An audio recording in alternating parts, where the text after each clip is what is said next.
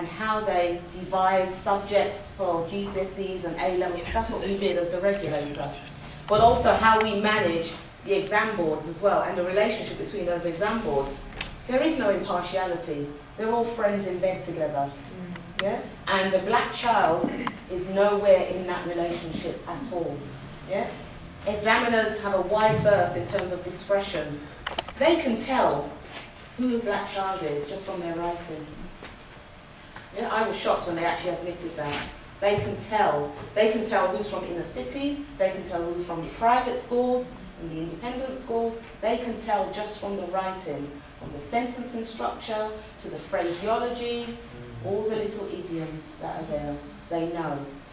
It's important for us to understand how the system works and how to tell your children how to navigate around that. But also as parents, we need to know how to navigate around that also.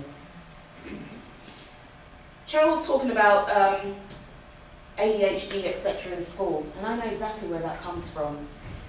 The government brought in something called Early Years Foundation a few years ago, where now they're assessing children aged 0 to 5, but particularly 0 to 3 in nursery schools.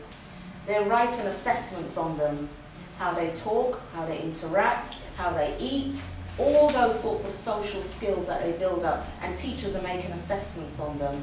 Again, when I was working at Ofpol, because I was responsible for all the legal requirements, I said to them, are you doing something called an impact assessment on this new system? Now, an impact assessment is something that we do legally, looking at how different policies and procedures affect different groups within society.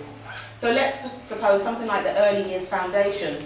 We should be looking at, if you're assessing the children, and you're talking about how the children use a knife and fork, what about children that want to eat with their hands? How do you assess that? When I ask them, well, how are you looking at that and comparing, say, African children, Asian children to white children, isn't there a possibility that you could make a wrong assessment? Because you're expecting all children to use a knife and fork. But some children, especially our children, may want to use their hands, and it's good for them to use their hands because they learn about texture and feel and everything else. It's quite important that they see the world in a different way. But they're then going to write, the child is deficient because they don't know how to use a knife and fork. And that will go in your child's record and follow them right through school. Yeah? But as parents, you have a right to that record. You have a right to have an input into that record. But if you don't know that, you'll allow the school to write that record, and you won't even know what's going on to reception class when the child gets to school. And then you'll see the pattern of labelling as they go through, and you won't even know where that's come from. It's come from 0 to 3. Even childminders are making these assessments and handing them over to the government. But you have a right to that record. So go onto the websites. Go onto the Department of Education website, go onto Ofpol website, depending on what age your children are, and get involved with the programme. Something else I wanted to say about choosing subjects. Many of our children are doing GCSEs and A-levels now. When they start choosing their subjects from the age of 13, how involved are you in that process? How are you helping your child to choose the right subjects? Yeah? If they want to go on to university, it is really important that they start choosing the right subjects from GCSE. Michael Gove, in all his wisdom, is doing things unilaterally. You're supposed to work with a team, but he seems to be making decisions by himself. So a couple of years ago, he brought out the hard and soft subjects. And how many of you know about the hard and soft subjects? Yeah, a few of you. Yeah? And that's what universities are looking at when your children apply to them. So if they want to go to a university like Oxford, or Warwick, or London School of Economics, those are called the Russell groups, they're going to be looking for the hard subjects. And a lot of those hard subjects are languages, history, geography, sciences, all those subjects. They're not interested in drama, media, photography, all those sorts of subjects, general studies. But remember that schools are pushing our children to do those soft subjects because they don't want them into the elite universities. Yeah? But if you don't know that, you can't then advise your children appropriately. Yeah?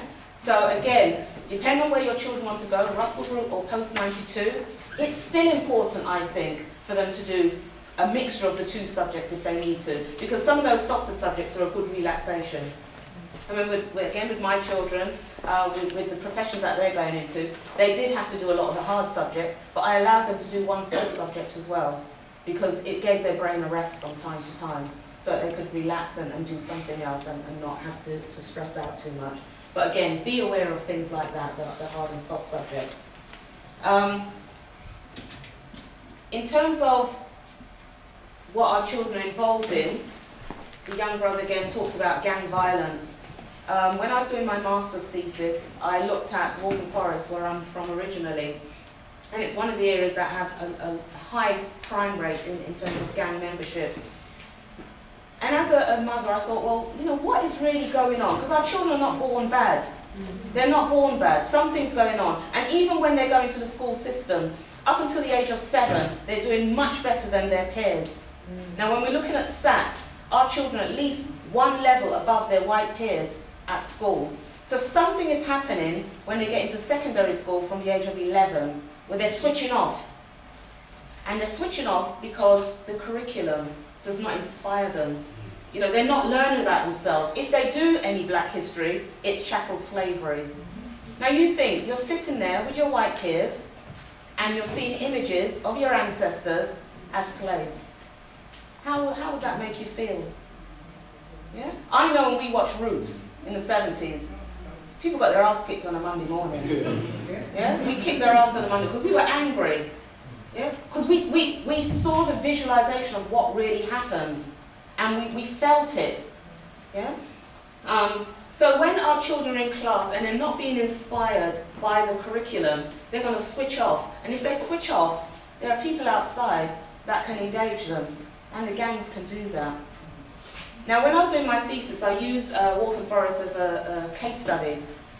And I didn't want to just accept that it was just the parents' fault or the children's fault. It was something else. So the question I posed in my thesis was, you know, are African Caribbean boys getting involved in gangs because of the lack of parental responsibility? Very soon after I started the research, my hypothesis was blown out the window. And what I found is that people like Dr. Amos Wilson, Frantz Fanon, all these Pan-African writers started explaining about the black male psyche in the white man's world. And I'm a female, I'm not male, so I can't profess to even understand what black males go through. But from doing that thesis, I think I started to get a sense of why sometimes my son would wake up angry. And he would say to me, "Mum, I feel angry today."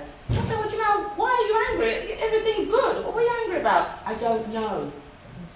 But because I've done that thesis now, I do understand. And it's about finding your place as a black person in this world, which is against you so much. You know, they go out onto the street and the police are waiting for them. They go into the school and there's nothing there to inspire them. You know, the mental health hospital is waiting for them. The prisons are waiting for them. Everything is stacked against them. And they see that, whether they experience it or not, but they see other people experiencing it. They see things on the TV. They hear things. They understand what's going on. And so we have to support our children. And the only way we can really do that is to bring back the African village concept. We have to be responsible for each other. If we see whoever down the road misbehaving, we have to do something about it. It's not easy these days because the children have, they've got knives, but they've also got this concept that they are grown and they know everything, and they have no respect for adults at times. And some of that is our fault, because that auntie-uncle concept is not always there. Sometimes I'm hearing children calling their parents by their name. What kind of foolishness is that? Or they're calling their parents' friends by their name. What happened to auntie or mister or Mrs.? So those values, we've lost a lot of those values that our parents brought over from the Caribbean or wherever they came from and instilled in us. You know, we've got comfortable. Now, it's time for us to get uncomfortable and go back to a lot of those traditional ways. It worked for us, and it will work for our children. I'm not saying we can't be a little bit more liberal these days, because we live in a different age, a different time. But we do have to hold on to our children very fast and very tightly to ensure that they don't go too far down the road. Because what the white children can do and get away with, our children certainly cannot. And that's what our children don't always understand. They think they can see Johnny playing up and do that. But Johnny will have his networks, and whether Johnny has a prison record or whatever, he will still become a top executive because he has people that can pull strings for him. Our children don't have those networks. Okay? So thank you for listening.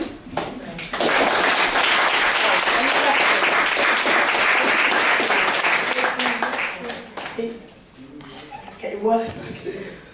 You and also Freddie, you can pop up and tell when necessary. What we're going to do, because as you can see us fighting with these laptops, one of the other speakers has run to go and get her laptop. So if there's any questions you guys want to ask either Shakina or Freddie while we're still here, if not, we're going to go for a break. So is there any questions that you guys want to direct on them? Yes, I just wanted to ask in regards to the educational advisor, how can you challenge an educational advisor? Okay. You can challenge as your right as a parent, but I would say also use the Children Act 1989 because they have obligations under that. And you know, just as we have to send our children to school, we have an obligation. They also have an obligation to us as well. Schools are public authorities, and under the Equality Act 2010, public authorities, because they're receiving public money and performing functions of a public nature, they are obliged to be accountable to us.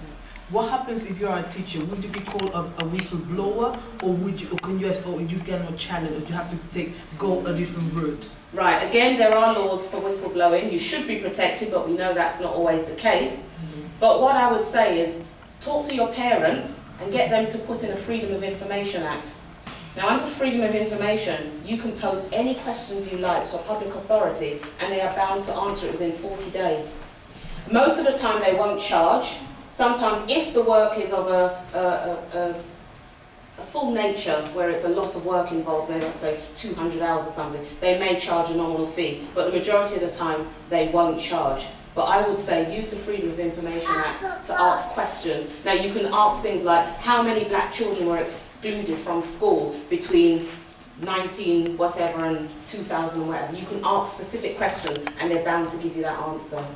Yeah? So if you as a teacher don't feel able to ask, get somebody else to write it on your behalf. Thank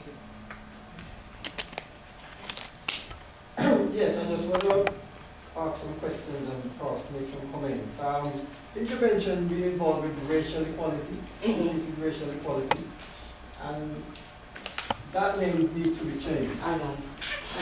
Because it's not racial equality we want racial fairness. And we are already, by suggesting we racial equality, suggesting we're not equal. It's part of the whole mental game thing that they play. Yeah. Just like the ethnic minority phrase and all of that. It's part of that mental thing they play Yes, with. yeah.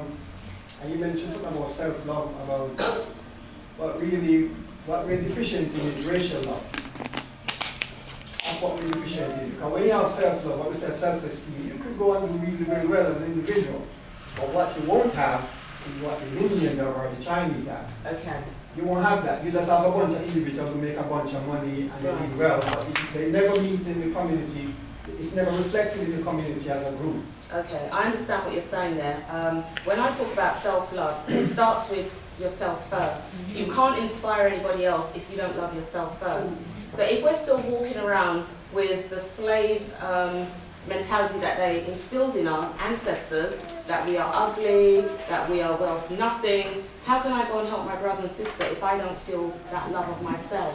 I have to be confident in myself to then inspire somebody else, and so on and so forth. So yes, I understand what you're saying, but you know, as the saying goes, charity begins at home. Well, self-love begins at home too. If I don't love myself, I cannot tell Cheryl to love herself, because what kind of advice can I give her if I'm bleaching or whatever I'm doing? You know, I can't go to her and say love yourself if I don't show that self-love myself. I agree. I'm just saying that's the first stage. Yes. Ultimately, we're talking racial love in terms of loving the fact that you're racial type.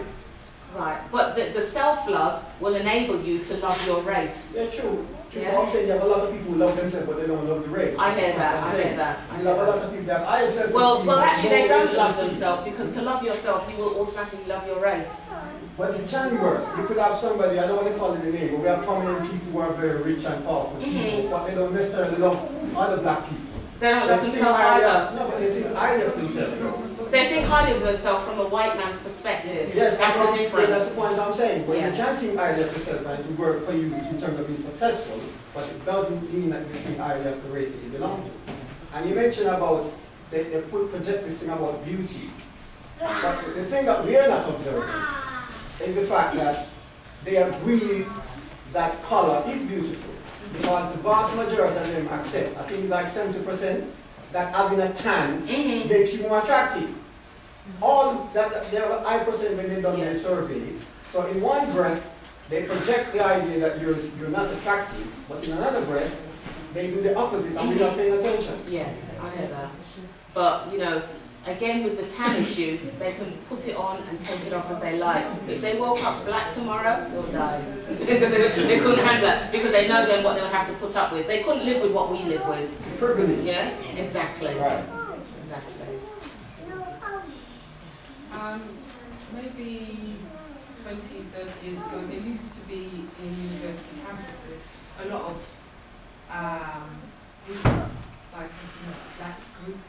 You know, there's not so many nowadays in university. Have you recognised that? And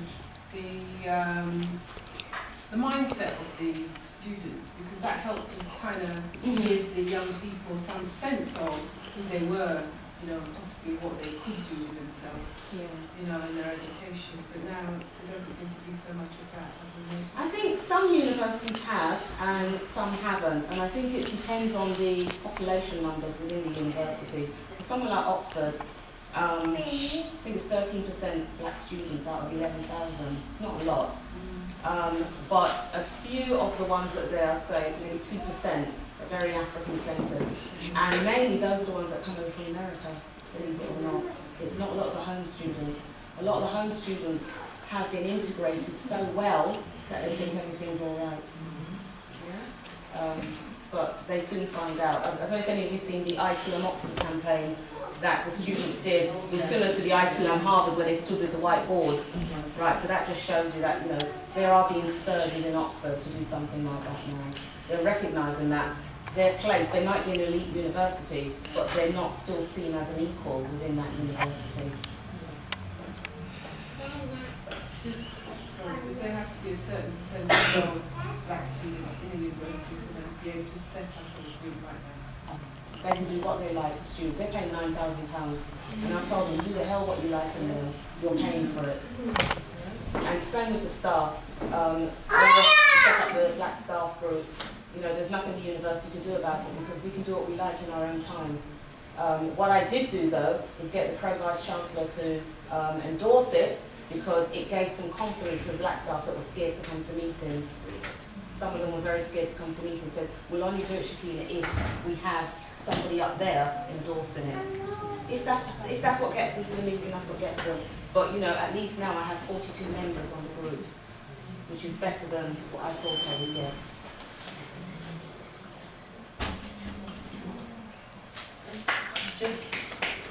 Is that all the questions? Well, what we're going to do, sorry.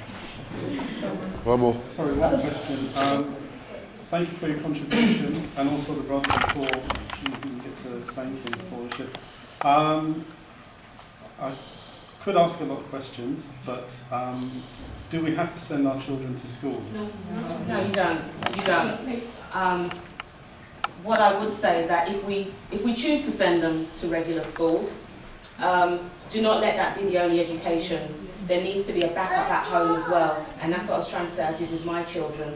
You know, as soon as they were born, I set up a black library, a black film library, so they came home and that education was there, but then they started a whole new education at home as well. So they were homeschooled and regular schooled as well. But also what I'll say is that if your children do go to the establishments, encourage them to take the skills that they can learn and use it for their own.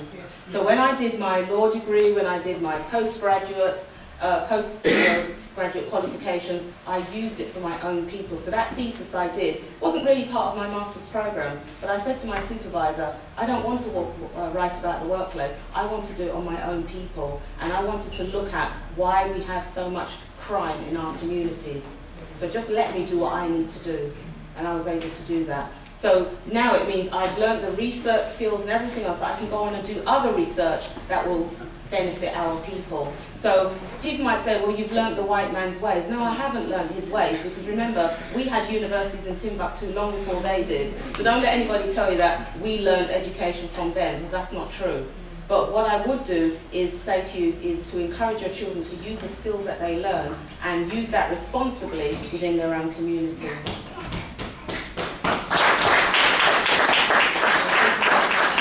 Thank you very much. What we're going to do, we're going to have a break, because I know it's really hot in here. I've opened the back door if you guys want to step outside. There's refreshments and food area, because the Caribbean restaurant, this is actually black owned. That's why I chose this place. That's why I always use it. Just so you know, if any of you are looking for a venue down this side, let me know, because I'll let them know, because they're looking to reach out to the wider community and get them utilising this space, not just for parties, because on a Friday night it does actually turn up in here. So aside from that, please go and see the stalls. If you want drinks and stuff downstairs, food, etc., and we'll be back in about, say, 15-20 minutes or so.